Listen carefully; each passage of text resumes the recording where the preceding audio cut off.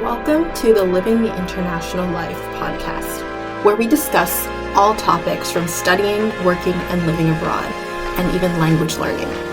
And I'm your host, Jazz Cole, president and founder of Multilingual and Philanthropic Incorporated. Let's dive right in.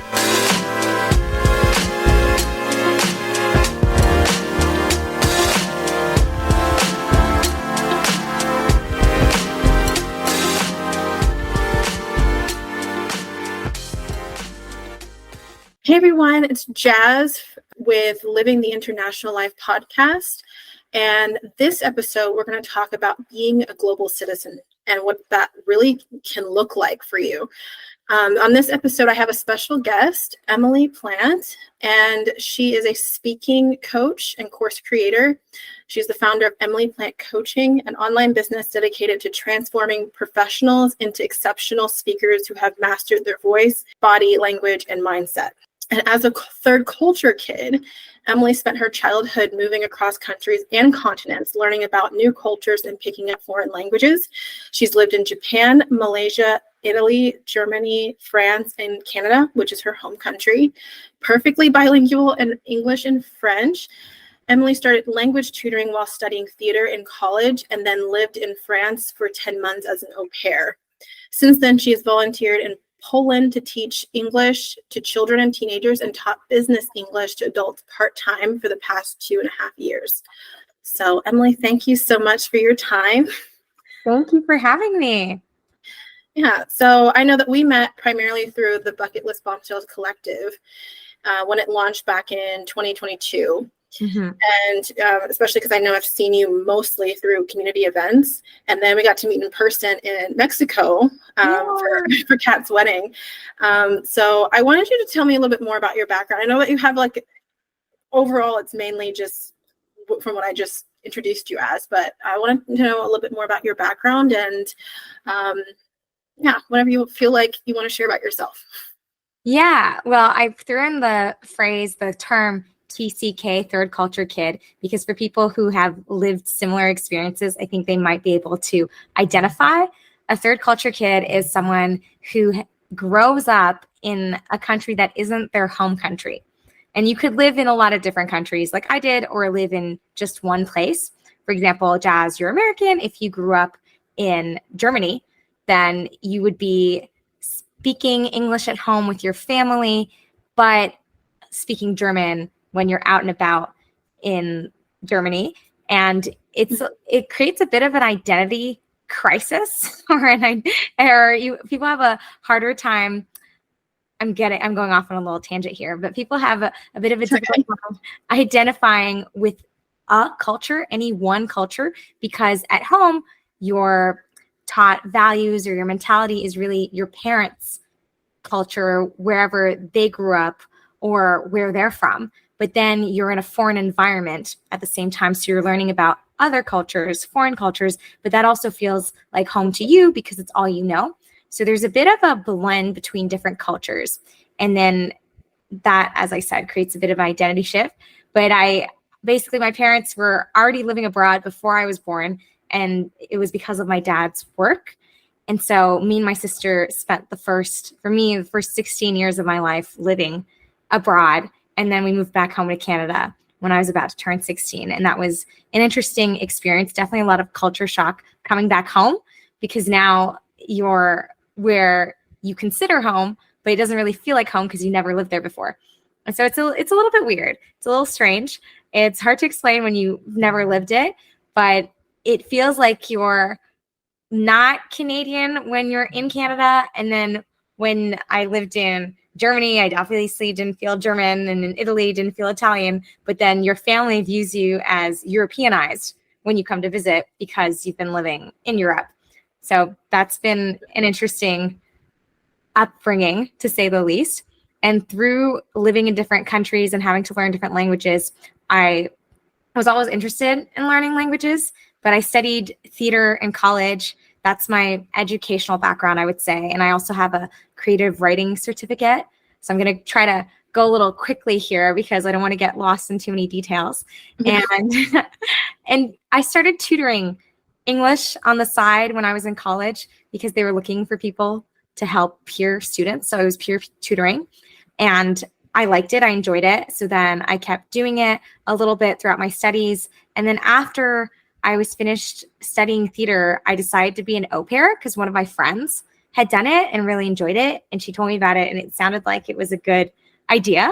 And I thought, I'm young. This is a great way to do a gap year if I decide to continue my studies afterwards, which I didn't really do. But I went to France. I found an au pair family on aupairworld.com. And there were lots of different ones that were interested in having me as their au pair. But the first family I found ended up being the one that I clicked with the most. And they lived in Lille in the north of France. So I ended up traveling a lot because I clearly love traveling thanks to my upbringing. Very privileged to have been exposed to so many different cultures at a young age. And I kind of missed being an expat and living abroad because you're so open-minded and you get to experience all these cool things that you don't necessarily get to do as a local, which is something that I missed. And then I didn't really go back to theater after that. I kept finding other opportunities to volunteer, teach English, and I was trying to find a way to travel and work at the same time. And then COVID hit. So then I pivoted a little bit, but I got the TEFL certification teaching English as a foreign language. And then that's what led me to start teaching English online to adults. And I did that. I started doing that in 2021. Okay. It was a long. I mean, so you were born in Canada, Yes. but you just grew up somewhere else. Well, I was born in Calgary, which is not even where my family's from, because I live in Montreal and my mom's from Montreal. My dad's from Ontario, which is a different province. It's a really small town in Ontario. But my parents already lived in Japan when I was born. I'm also adopted. So then there's that's an additional layer. So my biological mother, she was from Singapore. And then my biological father was from Turkey. They met while traveling. I don't know if that infused the bug as well, but my parents have traveled a lot. So maybe it's in my DNA. And my biological mother used to go to the same clinic in Singapore as my parents, because my parents lived in Singapore. That was their first assignment abroad. And they were there for a year before moving to Japan. Mm-hmm. This is a bit of a long story. And yeah. And cool. So my parents had been looking to adopt for a while. And then at some point they got put in touch through a nurse who worked at the clinic. She put them on a list for parents who were looking to adopt. And then when my biological mother put herself on the list as someone looking for parents, then the nurse put them in touch. Long story short, I don't know because I was born, but from what I know, that's more or less what happened.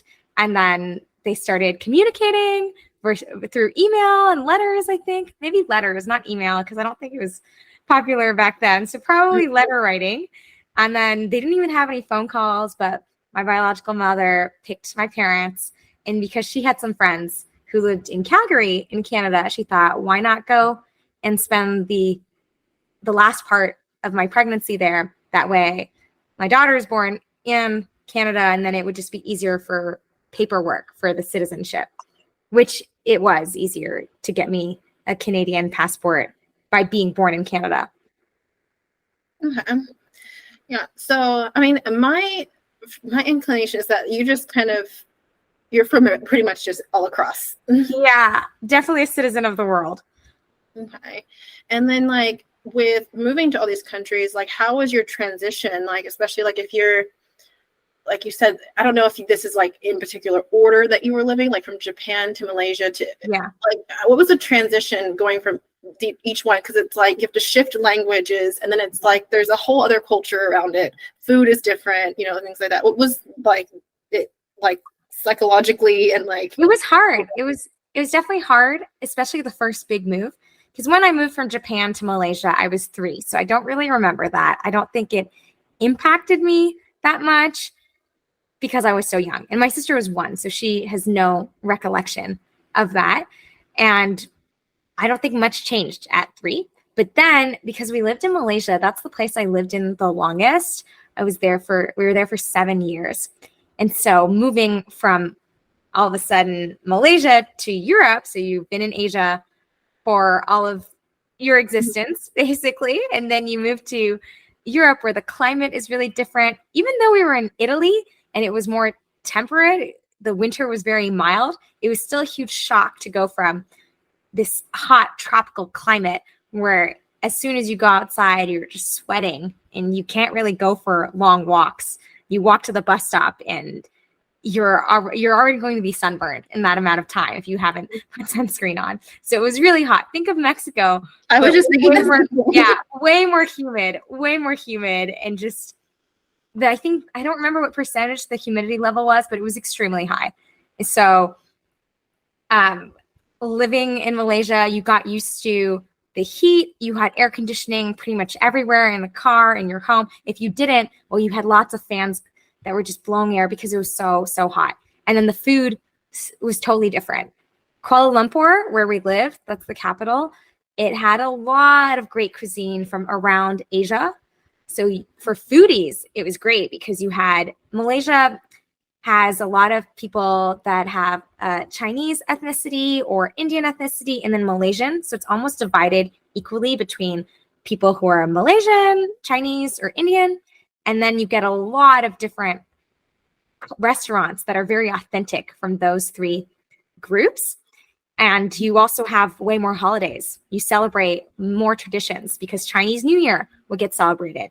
And me and my sister went to an international school. So we would learn about these cultures and their traditions, different religions. And we would even be encouraged to dress up, to wear their traditional wear and do some of the traditions at Chinese New Year, at Deepavali, lots of different cultures at a young age. And it's interesting because you don't really view anyone as different. Everyone's from somewhere because at international schools, you have this whole mix of people. It wasn't like the majority of the student population was Malaysian or was American. There was really a varied mix of nationalities.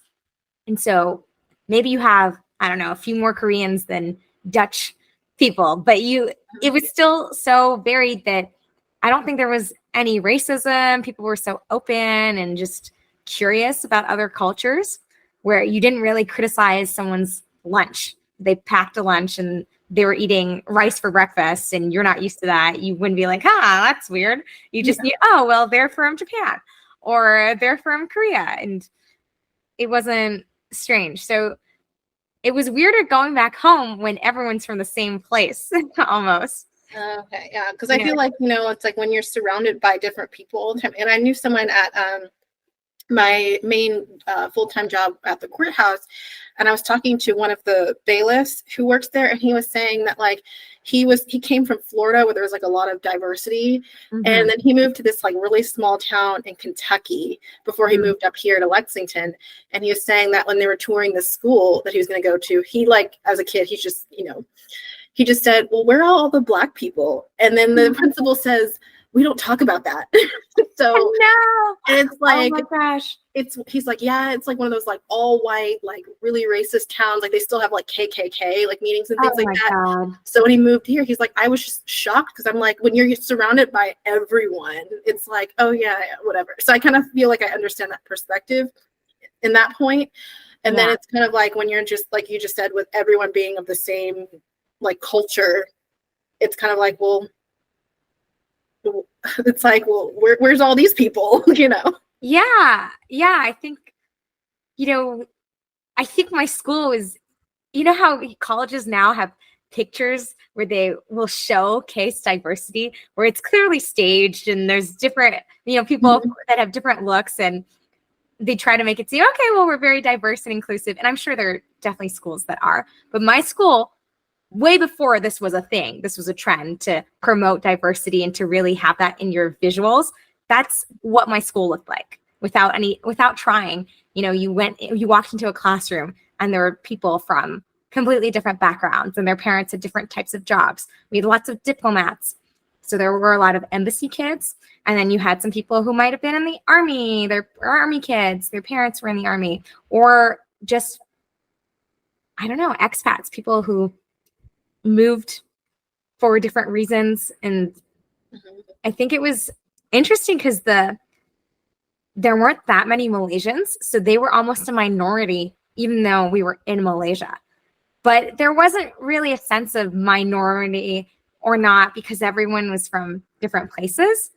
And I think that was really cool because we had teachers from different places too. So it's not like all the teachers were white American or, had a specific type of accent. You really had teachers from everywhere, a lot of native speakers for sure.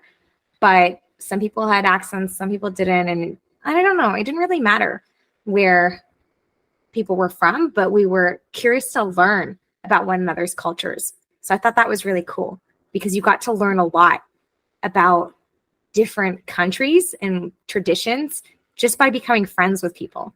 And you'd go to their house and you'd see what it was like. The type of furniture they have might be different than the type of furniture we had. And when people visit, because now my parents, they live in a small town in Canada, in Quebec.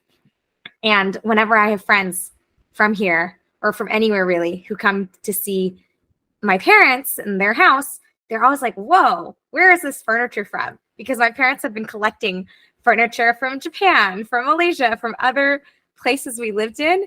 And it's just such an eclectic mix of Asian furniture with maybe European art and there's so many knickknacks and things like plates from Italy and stuff like that, where every item has a story from traveling.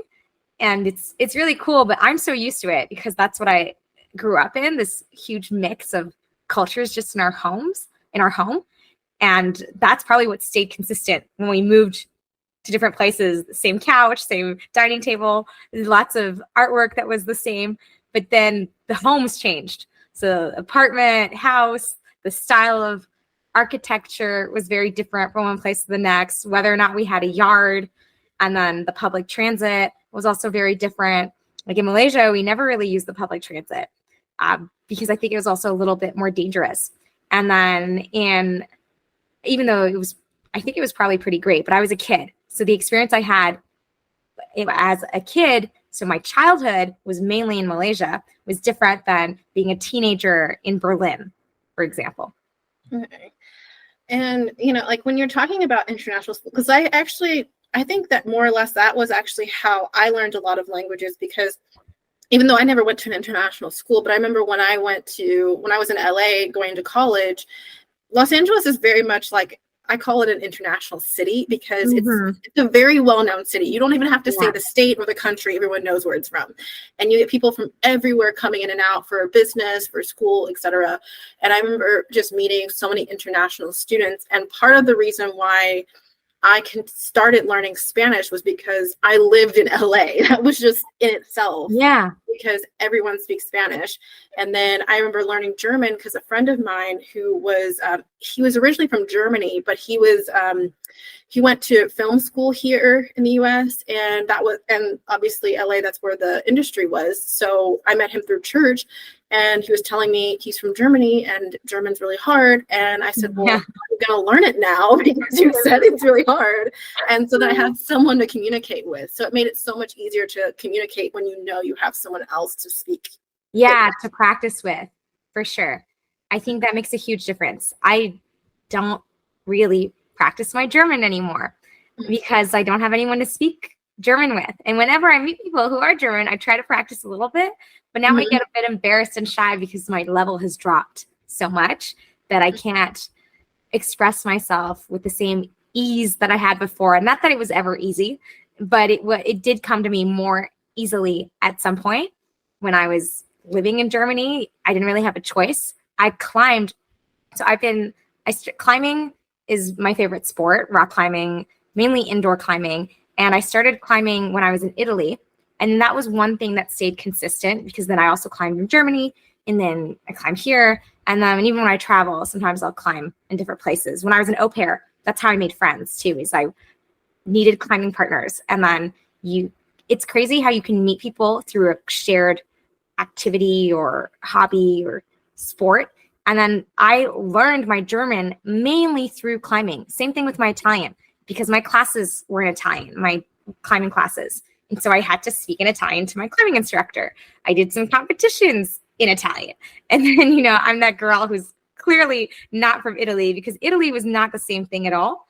The culture shock for me was moving from Malaysia to Italy, not just because of the weather, but really because of the culture. And there were a lot of Europeans. I went to a European school in Italy. So that was a little different than an international school. And then there's a huge focus on learning different languages. So if you go to a European school, and I'm pretty sure they created these schools to help people who worked for the European Union or different European companies, because they moved a lot for work. So lots of Europeans will move for work within Europe, and then their kids have to go to a school somewhere. And so there are different language sections in these schools.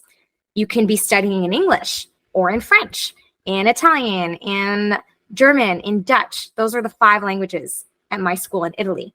We didn't have a lot of people in the Dutch section. There were like 3 or 4 in my year. I don't know why Dutch was a language, because there were way more Spanish speakers, and they were all spread between the English section, and some were in the French section because it's a little bit more similar, or the Italian section. But I was studying in English alongside people who were studying in different languages. So in my grade, there were 5 different sections. And in every grade, it was like that. And we had some shared classes. We had PE together, or English and Italian. Those sections were together for PE. And then I think German, French, and Dutch were grouped together for PE, for music, for art class. And then the teachers would switch back and forth. So my music teacher would do mainly English because he was Irish, and then he would speak in Italian sometimes. But my PE teacher was Italian, so it was like 90% in Italian. And then when we did understand, someone had to translate. And then in art, I think she was German, so it was like English, German. It was really interesting because we were exposed to so many different languages within the same school. So in the hallway, when you're by your locker, people are speaking in 5 different languages.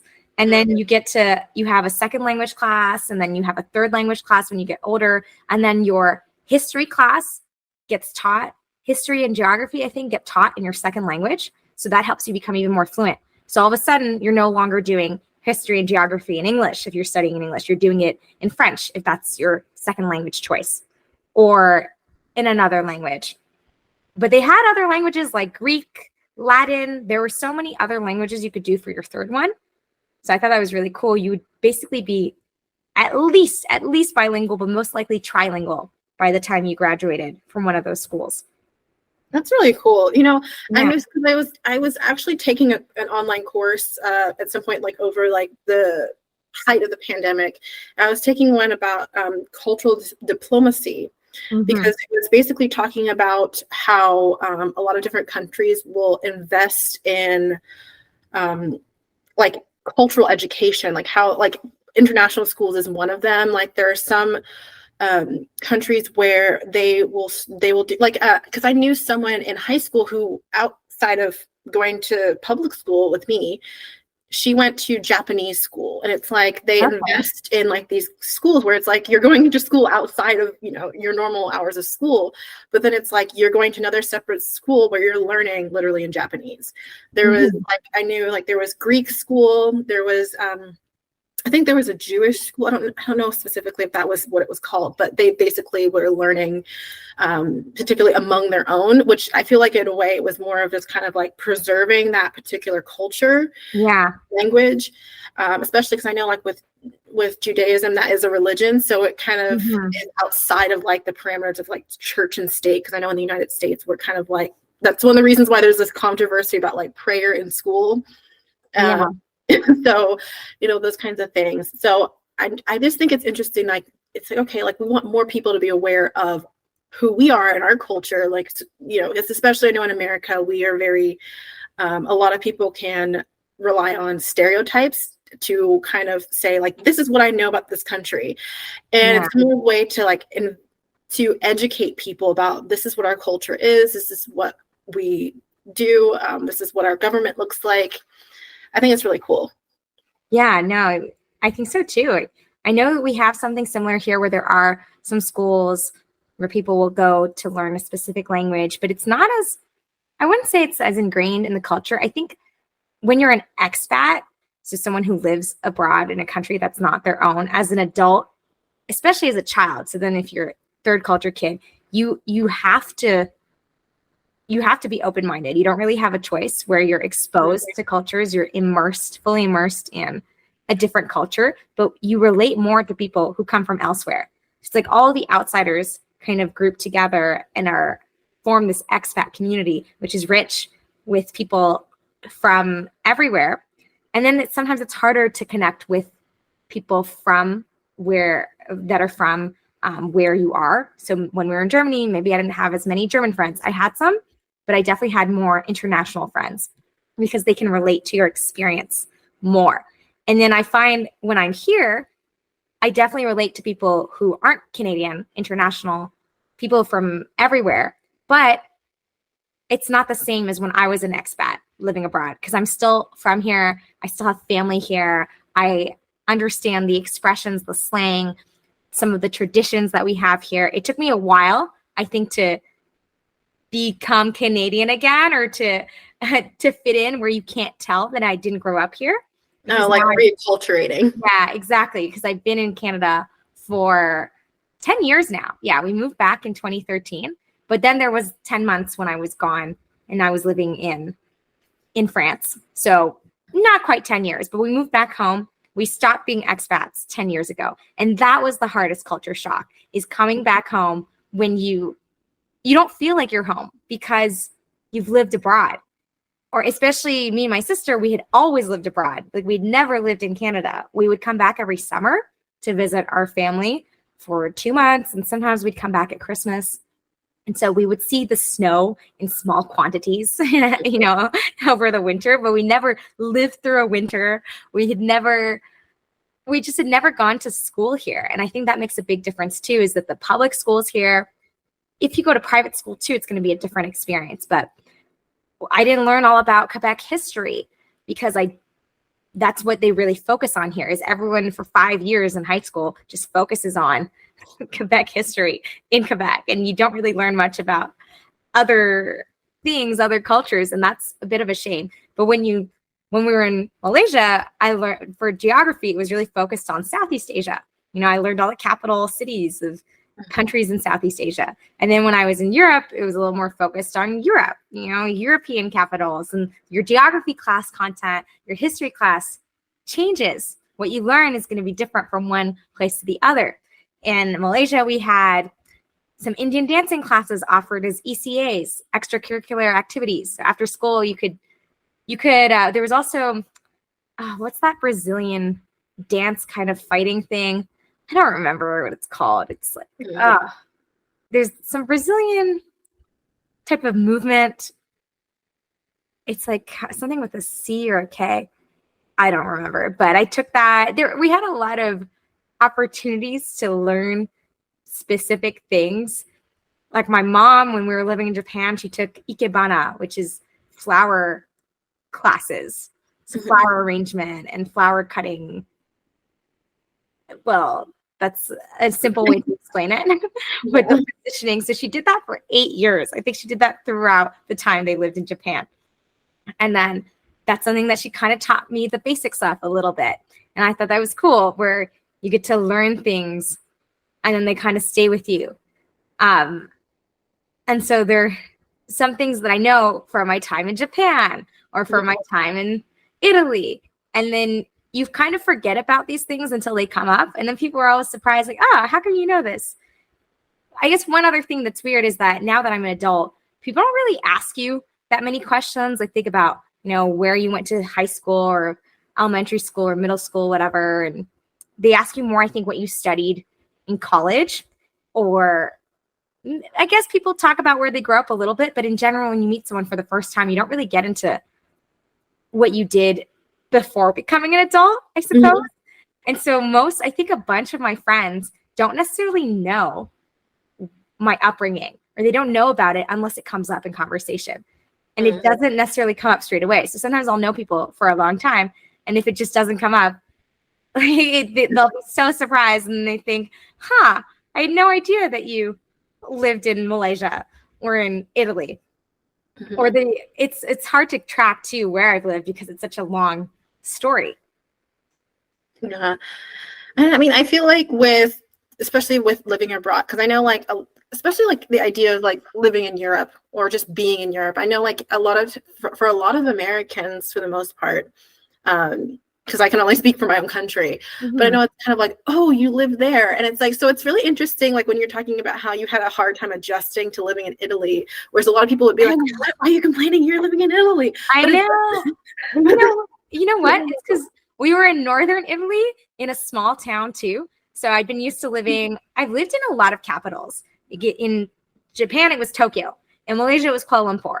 Even in Germany, it was Berlin. So the only time we weren't in a capital was in Italy, when we lived in this tiny little place called Carnago, which was about an hour north of Milan. And it was close to the Swiss border. So it wasn't a bad area to be in. It was beautiful. It's close to Lugano, and there's Lake Como, which people have heard of because George Clooney had a house there. And so it's a nice area, but where we lived specifically was kind of the middle of nowhere, even though it was close to these places.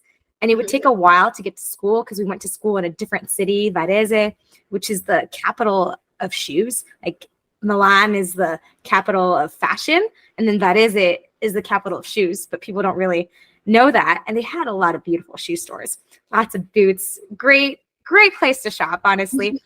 And because it was a smaller town, most people were Italian, specifically where we lived. So there was no one who spoke English or French or any language other than Italian. Everyone was they just spoke Italian in this little village where we lived. And I call it a village. Maybe it was a small town, but it felt more like a village because it was very small.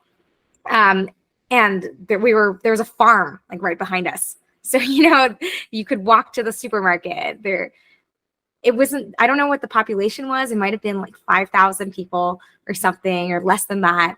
It was definitely a small town. But then the school we went to was in a bigger city. And then there were a lot of different Europeans who lived there, but the majority was still Italian. It was clear that there were way more Italians, and then the language at school that most people would speak would be Italian because we lived in Italy. So if you're trying to communicate with people in different sections, it was Italian that you were supposed to speak in. And I think I know we were complaining about living in Italy, but it was just hard because it was so far from Malaysia, and I never got to visit my friends. It was like when we said goodbye, when we took the plane from Kuala Lumpur to Italy, we were just severing a whole part of our lives in a sense. I said goodbye, and then I never stepped foot there again. I'm sure one day I'll go back to Malaysia, but it made me really sad to know that this is probably goodbye forever.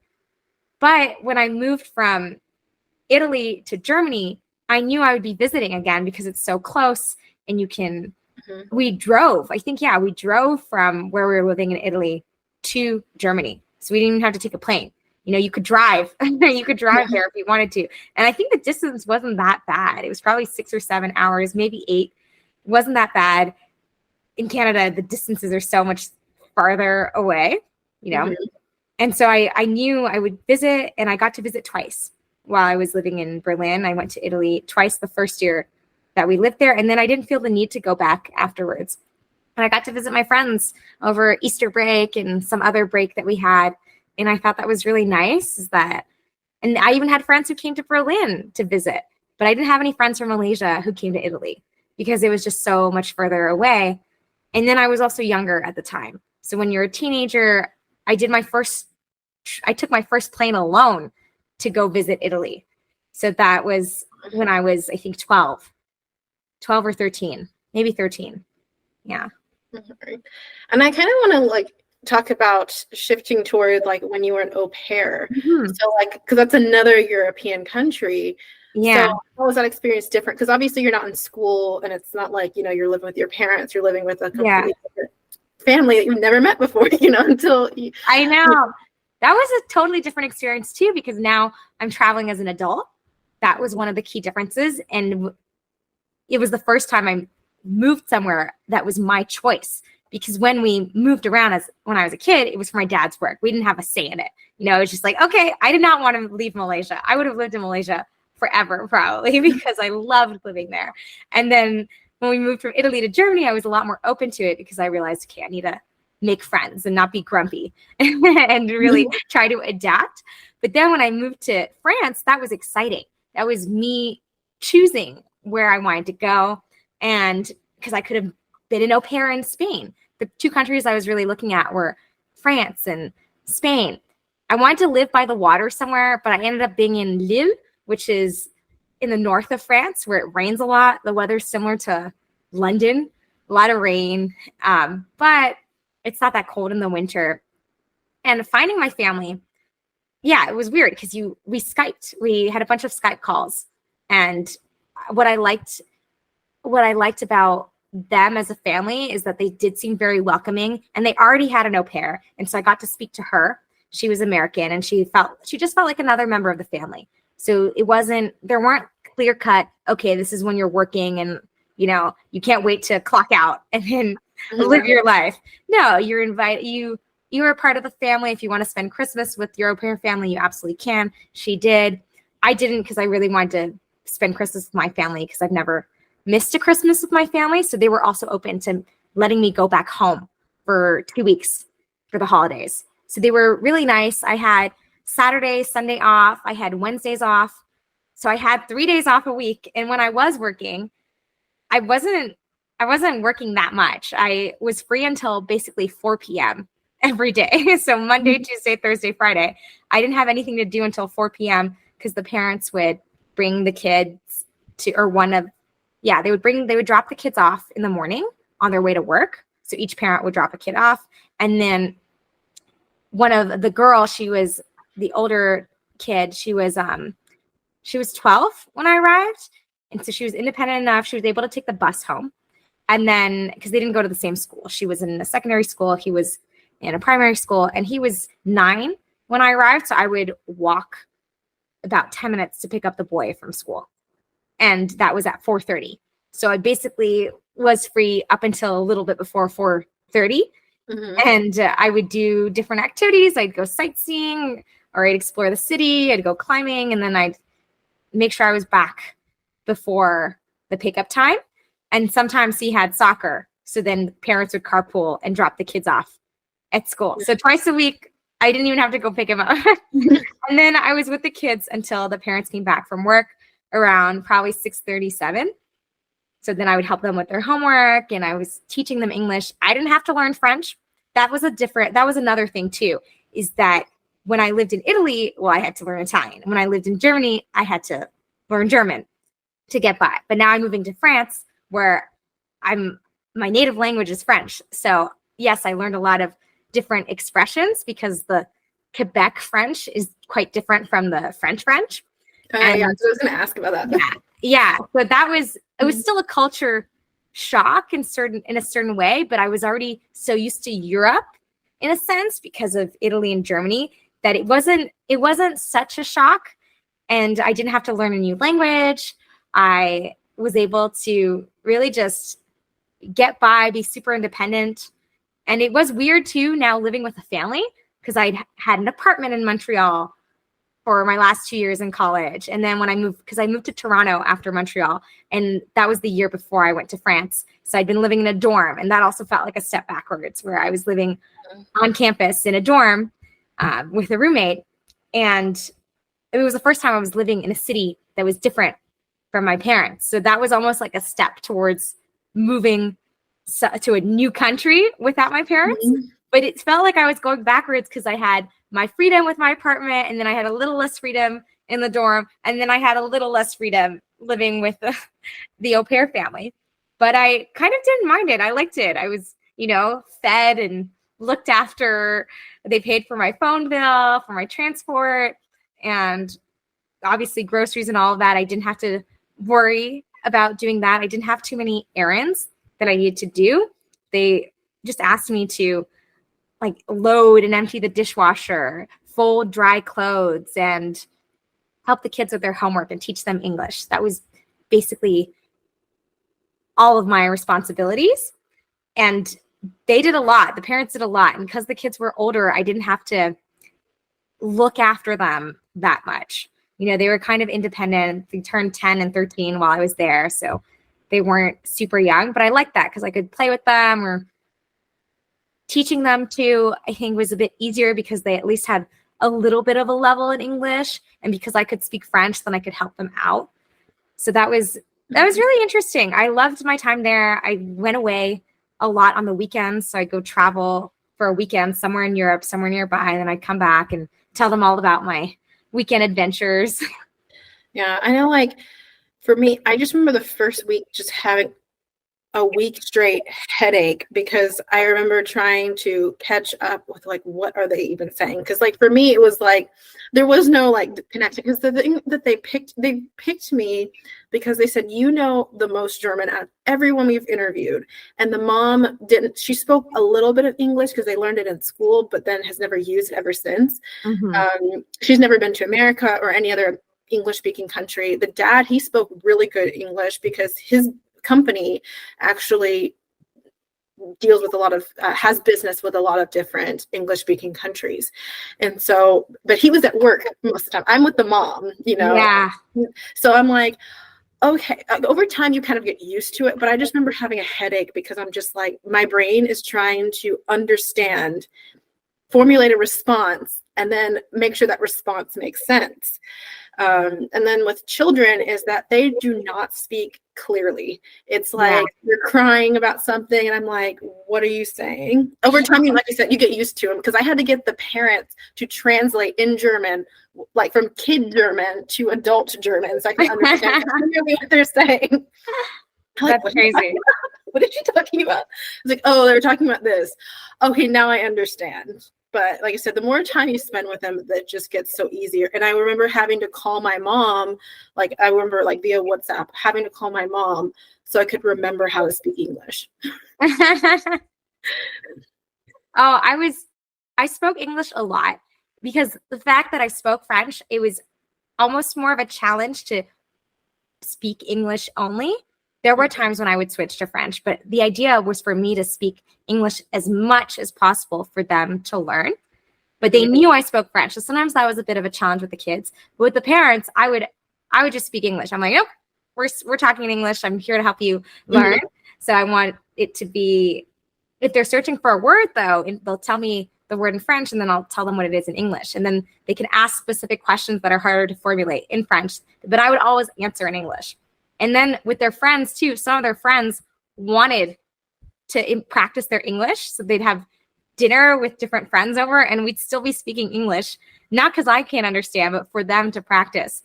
And then one of the neighbors too, at some point asked me if I could come by once a week to help him with his English. So I ended up speaking English to a lot of people while I was there. I volunteered at the boys' school. I started volunteering 3 times a week where I'd go and I had 3 different classes where I'd go and just do half an hour of English, where sometimes I'd read them a story, depending on how old they were, or we did games like Simon Says and different games to just have the kids speak English, but have fun at the same time too. So I like that. I would do that at 4. So from 4 to 4:30, the last half hour. And then I was already there to pick up the boy from school. And one of the classes was his class. So it was really fun to just have that experience where everyone is really motivated or wants you to speak English to them because they want to improve. And that's not always the case when you go somewhere. It's rare that people are like, oh no, I want you to speak in the language that I'm not comfortable in so that I can improve. Because usually it's the other way around. Like in Germany, well, they were always going to speak in German. And then you had to practice your German. Nobody's trying to practice their English with you, or at least usually not in stores and other places. But then I would still go to pharmacies and speak in French, of course, because I'm not going to go somewhere and make people speak English if they don't want to. It was an interesting experience for sure. I know, like for me, it was like, especially like where I was, is that I think that their default is like I remember like the experience, and I talked about this in I think my other podcast, Destination Deutschland, where I was basically making like a kind of like an audio diary of all my experiences. And I remember talking about going to get this hard drive in this store, and I was just like, I'm hoping to find it because I don't want anyone to think that like to talk to me, because I'm like so I remember freaking out saying, and then because someone asked me, they're like, can I help you? And I'm like, I'm looking for it's like in German it's called like an externe Festplatte. Okay. So I was like, this is what I'm looking for. And then it's like, and then he asked me something else, and I was like, whoa, that's way too fast. And I was like, hold on. So I was like, my German's not the best. I can speak it, but listening is hard. And so his first response was like, okay, English, like does English work? So of course, this whole conversation was in German. I'm just translating for our audience to understand. But he's like, okay, well, I can help you out, because English, I believe, is like it's like anyone under like 50, like 40 or 50 generally will speak it pretty well. Older generations, they don't even care. Like I remember my grandmother was just like, I'm not going to try to speak English. I'm 80 years old. Like, you're in my country, you know? Yeah. I think that was something that was funny too, learning what shampoo is and basic things in different languages, like conditioner in German. It does not sound at all similar. Or shampoo and conditioner in certain languages, you're like, what? So going to pharmacies to pick up things, you really have to, you get a basic vocabulary, or even fruit and vegetables at the supermarket. You're like, you recognize it, but when you ask for it, that's the harder part. But I remember reading bottles and being like, okay, even when traveling, because I've done a lot of solo traveling later in Poland, I'm like, what is this? Is this shampoo? Am I buying the right thing? And then nowadays it's so easy with your phone. You can just look it up and translate it. But I remember learning random phrases like, can I have some tap water in German? Or, you ask where the bathroom is, or you know how to order at a restaurant, order food, or get movie tickets. There are certain things you become comfortable doing, certain exchanges, but then when you deviate, when you veer out of those conversations, you're like, well, my German is not advanced enough, or my Italian is not advanced enough. I don't know how to ask for this. I only know how to ask for certain things. And I thought that was interesting, where I think I was a bit lazy as a teenager, where I didn't necessarily try to learn more than I needed to. But then in Germany, I made a bit more of an effort, because then when I was with my climbing group, there was one time I had a climbing group. So we climbed together once or twice a week. And we did a camping trip in France, in the south of France. And I was the translator, but it was a little weird because I would translate from French to German if I could. If I couldn't, then I'd translate from French to English. And then someone would translate from English to German. And so I would have to go find the pilot. There was a guy who was a pilot, and he spoke English fluently for his work. And so I would have to go find Theo and be like, okay, how do we say this word in German? Or so I would ask for directions, and I was 15 years old, and I thought it was so funny. I'm the one who's translating for this group of 20-something Germans. And so we're camping in France, and all of a sudden I'm the translator. But it was cool. There was definitely a good sense of community with my climbing group, and that motivated me to learn German, because then you're trying to make friends. So you're trying to speak to people your age, and then they were helpful. They would correct me. They would give me words that I was searching for. There was a lot of miming and making words up. And in German, sometimes you can get it right, because they add a lot of words together to create new words. And sometimes I would I'm like, is this what that's called? And they're like, yeah, you're right. I'm like, okay, cool. And it was really funny. I find German is hard, because now you have to deal with not only the feminine and masculine, but also neutral, the articles, and you have less of a chance of getting it right. And it's not that similar to English. People will say, yeah, it is, but I don't see that much of a connection. I don't know about you, Jess.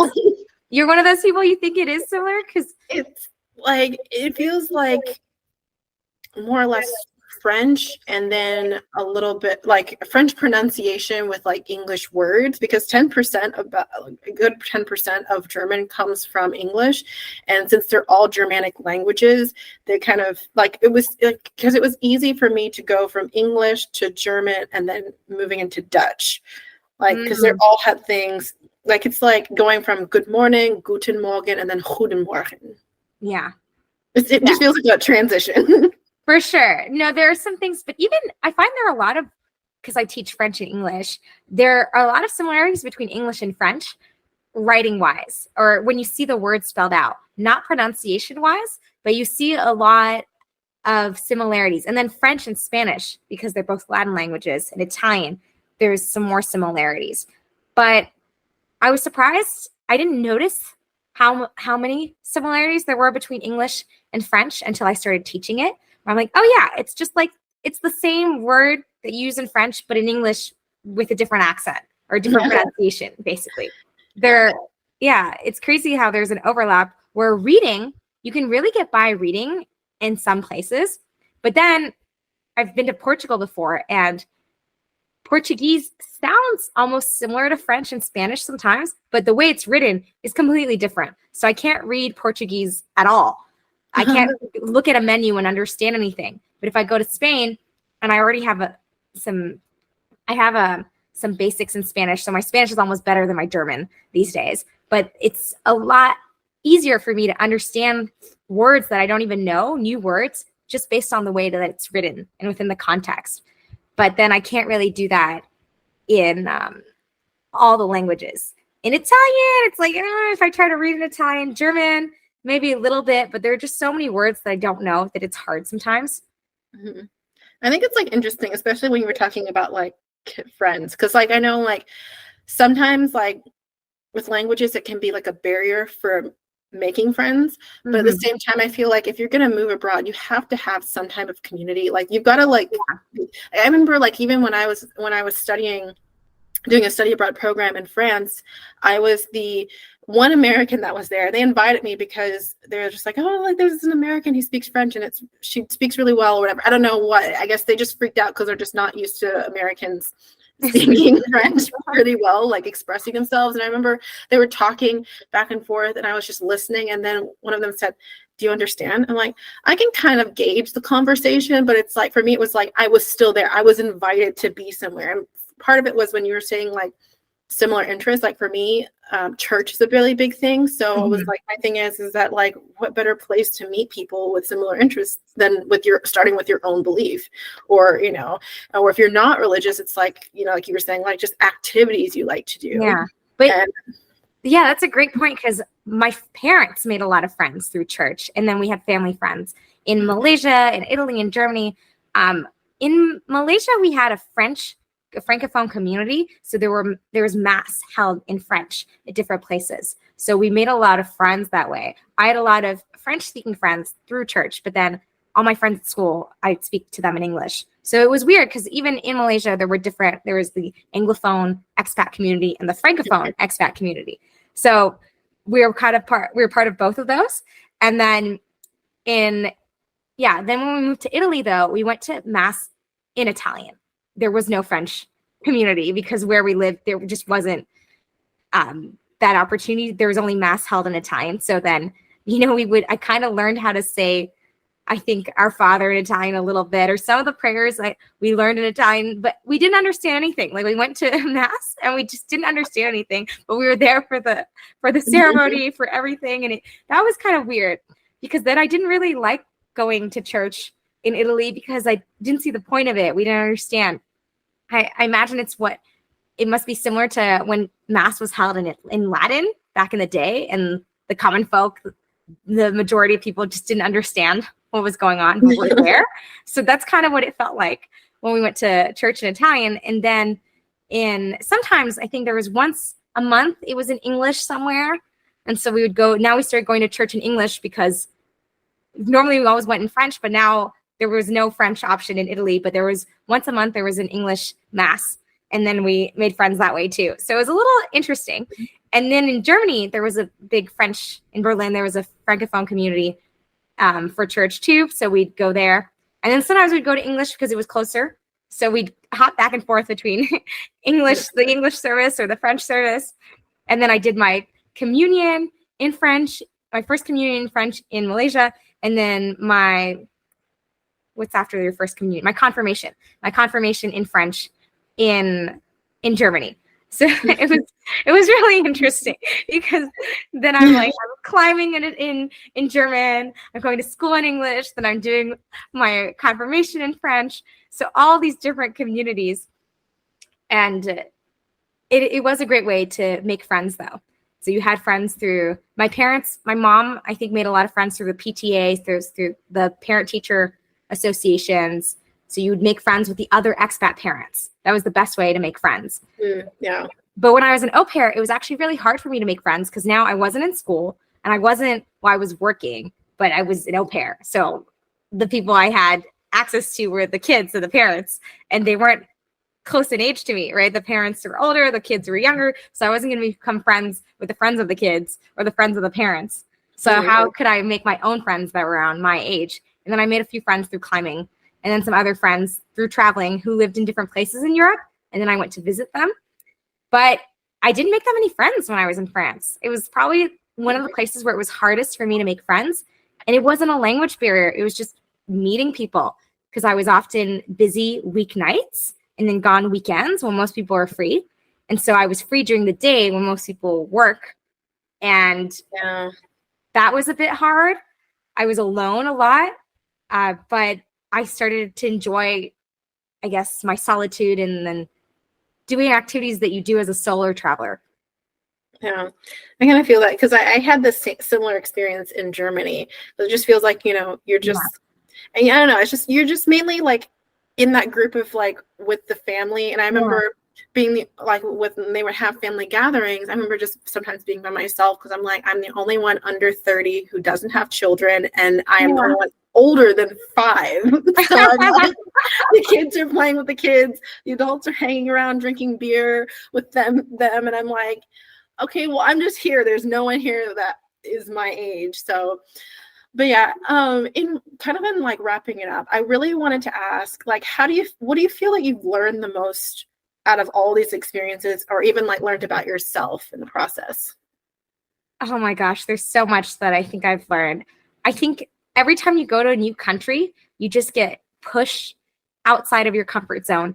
And you don't necessarily have to live somewhere for that to happen. I think if you travel for an extended period of time too, like I was in Mexico for a month, right? And then I got to practice my Spanish. But when you live somewhere, it's not like it couldn't be temporary, but you're still going back to a place you call home in a foreign place.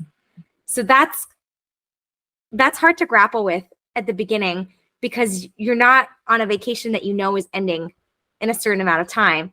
So I knew I was going to be in France for only 10 months, but I still needed to have a regular life. So there's a huge difference between traveling and living abroad. And I think what I've learned is that I can adapt to pretty much, I'm sure I would be able to adapt to living in a lot of different countries.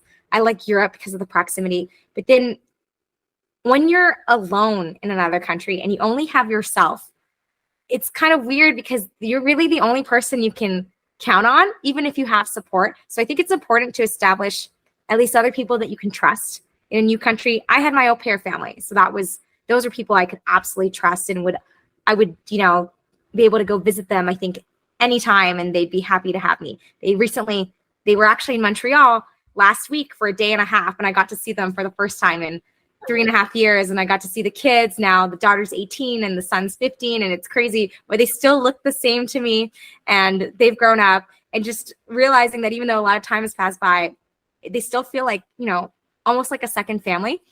So having people you can trust. I didn't make a lot of friends during my time in France, but I had 2 consistent friends where one of them I played squash with her and she practiced her English with me. And the other one, we just climbed together. And it was nice because you talk about your everyday life. You don't feel as lonely, I think, when you have people to count on. But another lesson I learned is that it doesn't really matter where you live. Home is definitely where you make it to be. The people you're with, who you surround yourself with, that's really important. And I think you could be happy living in a lot of different places. And so sometimes when you've lived in many places like me, you might want to just keep moving around, but it is nice to have roots somewhere to really develop a community and to not just be passing by. And so I think I'm able to live in a lot of places, but then it's a question of where do you want to live? And do you want to establish roots there? Because it's easy to just be like, okay, I'm going to be here for a month. I'll make a couple friends, but I know it's not going to last. And then maybe I'll see them again in the future, maybe not. And then you don't attach yourself to the culture as much. I don't know if that's really a lesson, but being able to, or realizing that whatever problems you have will stay the same wherever you live. You know, if you're trying to escape certain things, you can be lonely anywhere in the world. And then you can also be happy anywhere in the world. So I think that's my biggest takeaway, is that it doesn't really matter where I live. It's more who I'm with and what I'm doing with my life that'll affect how I feel. Oh, that's great. I feel like, in a way, and I agree with that, because I feel like, wherever you go, it's kind of like, especially like when you make friends and things like that, it's like you have like little, the Google map where there's like the pinpoint. So it's like, I have all these pins of like people around the world. So it's like, I feel like it gives me a reason to come back. Yeah. And I realized too now that, because I've been working from home for a long time, and the way that I made friends in Montreal recently has been through Facebook groups and different meetups. And you go to activities where people are actively looking to meet people and make friends. And I think those are the types of communities that I tried a little bit in France, but not so much. But I realized I can make friends pretty much anywhere if I commit to it, put effort in. I make friends while traveling. If you're a solo traveler at hostels, so many places you can make friends, and you can visit them again. So I think sometimes it's a question of also becoming attached and putting in those roots. Then you can really build a lovely community, even if you're far away from home and your family is halfway across the world. And then staying in touch with your family while you're gone can be a bit hard with the time zone difference sometimes, but that's important too. It's to not lose sight of your family while you're gone. Yeah. Well, thank you so much for your time. I really appreciate it. So in terms of like your, like where you're at on like social media or whatnot, how can people connect with you? Yeah, absolutely. On social media, on Instagram, my username is emilieplante.ca. I don't know if you want me to give you a link afterwards, Jazz, maybe. Yeah, I'll put that in the show notes. Okay. So yeah, emilyplante.ca. And then I'm also on LinkedIn these days, and I'll give you the link for that. It's just my first and last name, but a lot of people share the same name as me. And I've been helping people with their speaking skills. So instead of focusing on language skills, I really help people express themselves with ease and confidence in English mainly, and sometimes in French, so that they can talk to anyone, anywhere. Okay. And once again, thank you so much for your time. Thank you, Dad. All right. So we'll sign off.